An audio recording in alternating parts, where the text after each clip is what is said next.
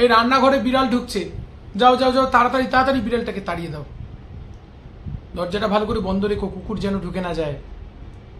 এটা একটা মেন্টালিটি। আবার আর একটা মেন্টালিটি, এই রান্নাঘরে বিড়াল ঢুকেছে, দে দে গরম জল ঢেল দে, গরম জল ঢেল দে।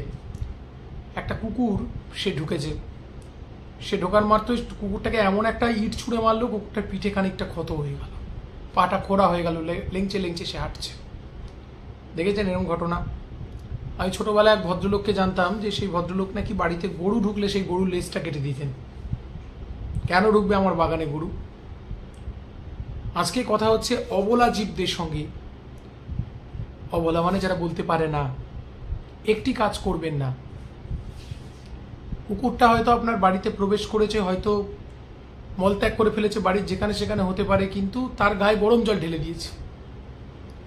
একটি কুকুরকে আমি দেখছি চাটছে, তার কষ্ট যন্ত্রণায় ছটফট করছে, তার গায়ে ওরকম কেউ একটা গরম জল ঢেলে দিয়েছে। এরকম আচরণ মনে হয় আমরা মানুষ না, উন্নততর জীব? আমাদের মনে হয় না এটা। মাঝে মাঝে দেখি এক ভদ্রলোক বাড়ির সামনে কুকুরে মলত্যাগ করছেন, কোনো উপায় না দেখতে পেয়ে একদিন খাবারের সঙ্গে বিষ মিশিয়ে সব কুকুরগুলো মেরে ফেললেন। কি বীরত্বের কাজ বলুন তো? যারা মানুষ, যদি মানুষ হয়ে থাকো, মানুষের মতো যদি আমরা হয়ে থাকি, দেখুন আমাদের মধ্যে দয়া, মায়া, মমতা, ভালোবাসা এগুলো সব আছে। হ্যাঁ, বাঘ আমাকে কামড়াতে আসছে, আমি দয়া, মায়া, মমতা, ভালোবাসা দেখাবো না?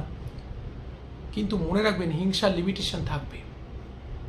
আমরা কিন্তু কখনোই অবলা জীবগুলোকে অত্যাচার করবেন না। বারবার বলছি, কালী পুজোর সময় একটা কালী ফটকার বান্ডিল কুকুরের লেজে বাঁধিয়ে দিয়ে ফোটাচ্ছে, এক একটা করে বাজি ফটফট করে শব্দ করে ফুটছে, আর কি উল্লাস, কি আনন্দ! একদম না, এগুলো কখনো একদম নয়, এগুলো আর একদম নয়। বারবার এগুলো একদম করবেন না। একদম শক্তিশালী হন, থেকে বি স্টেডি হন, তবে কিন্তু জীবন আনন্দ ভরপুর, জীবন শান্তি ভরপুর হবে।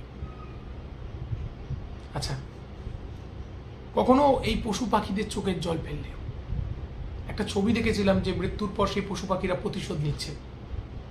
এগুলো শেখানো হয় আমাদের মধ্যে, যাতে এই অবলা জীবদের প্রতি প্রেম, ভালোবাসা বাড়ে। আমি অনেককে দেখেছি ছাদের মাথায় জল রেখে দিয়েছেন পাখিতে খাবে বলে। ওদেরও জীবন আছে।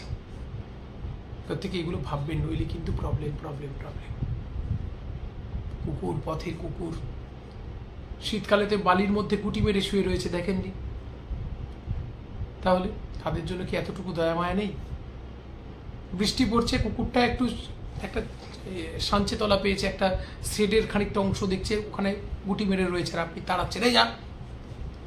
একটু আমাদের দয়া মায়াগুলো বাড়ুক, তাহলে আমাদের চারপাশটা সুন্দর হবে। বিবেকানন্দ বলছেন, জীবে প্রেম করে যেই জন সেই জন সেবিছে ঈশ্বর। এই জীব শুধু ক্ষুধার্ত আর্থপীড়িত নয়, এই অবলা জীবগুলো কিন্তু জীব।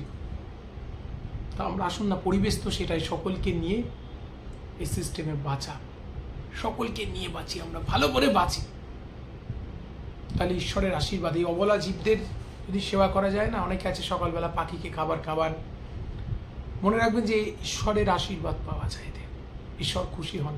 তিনি তো ঈশ্বর, যিনি, তিনি শুধু মানুষের নয়, কীট পতঙ্গ, পশু পাখি, পিঁপড়ে, সবার ঈশ্বর, তিনি খুশি হন। তাই তাকে খুশি করার চেষ্টা করি। ভালো থাকুন, পরবর্তী পর্বে দেখা হচ্ছে।